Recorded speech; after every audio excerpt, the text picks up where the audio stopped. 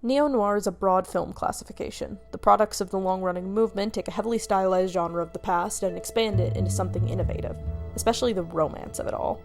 Two films take this romantic side of neo-noir and expand it, bending it to their will to make very different products: In the Mood for Love and Bound. In the Mood for Love, directed by Wong Kar-wai in 2000, is more than an interesting choice for a neo-noir. It follows something closer to a domestic drama.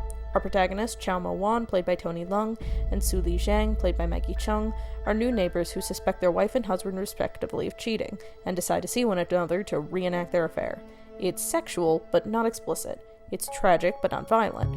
There are secrets and lies, but there's no crime, no real danger. In fact, our lead couple is at a fairly advantageous point.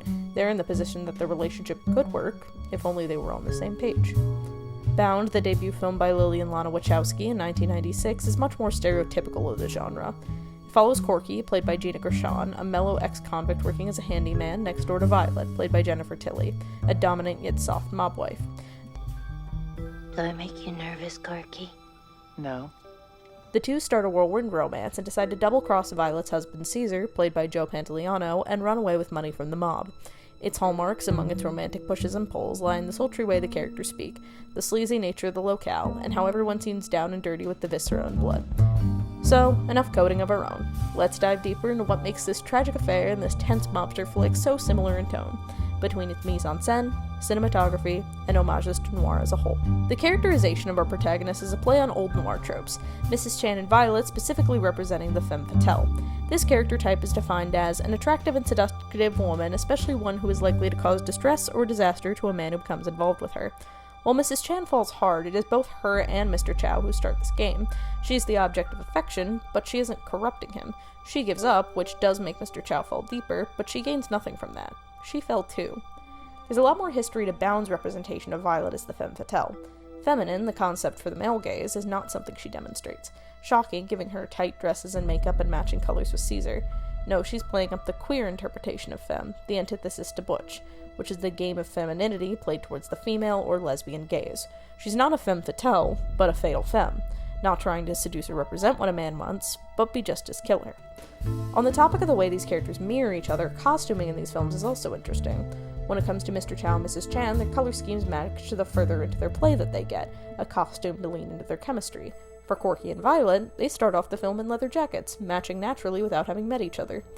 The closest way to know these characters, code and costume aside, is the dialogue. Bound is more explicit. The dialogue between Corky and Violet is filled with innuendo. Whenever anything was broken, you would just open it up, tinker with it a little bit, fix it. But its use here isn't meant to code.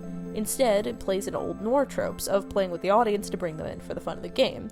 It's less of a push and pull and more of an orbiting around one another.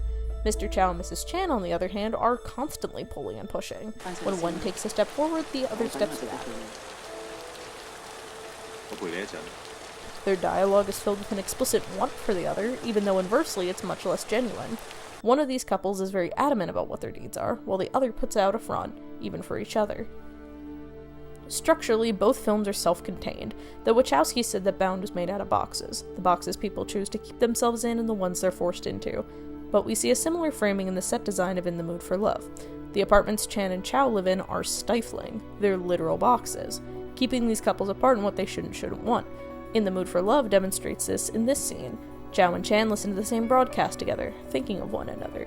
Mr. Chow tenderly holds a rice cooker as a physical link to his lover, even though they keep to themselves. Meanwhile, in Bound, Corky and Violet listen in on each other.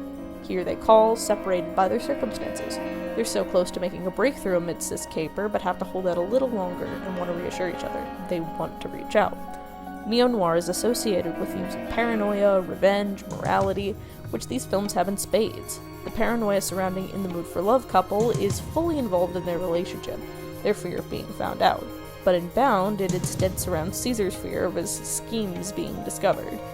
Corky and Violet want to escape, sure, but they aren't afraid of themselves. Revenge is also present in both. Violet wants revenge on Caesar for trapping her in this environment, Caesar wants revenge on Johnny and the mob for screwing him over, Mr. Chow and Mrs. Chan want revenge on their lovers in a way, getting back at them to fill the void they left in themselves. Morals come into question a lot. In Bound, everyone's a criminal, but who's the worst? Some are corrupt mobsters cheating others, some are abusive and violent, some have done time, and some are complicit. Despite this, we root for Corky and Violet throughout. We don't care that they're criminals, we want them to live happily ever after. Even the morality in a relationship drama like In the Mood for Love is called into question. We know our main couple is brought together by circumstance. They don't have anybody else to lean on. Does that make it right for them to do the same thing that was done to them, or is that a double standard? Even despite the moral quandary in the back of our minds, we still root for them. No matter how we may feel about these films, it doesn't change the way they end. Mr. Chow and Mrs. Chan don't end up together, afraid of what people will say or do about their relationship and upsetting the status quo. Meanwhile, Corky and Violet get away, free from judgment and to be with one another, because they took the risks that they did and gave a huge middle finger to the status quo. In substance, these films couldn't be more different, but their style makes them unlikely partners.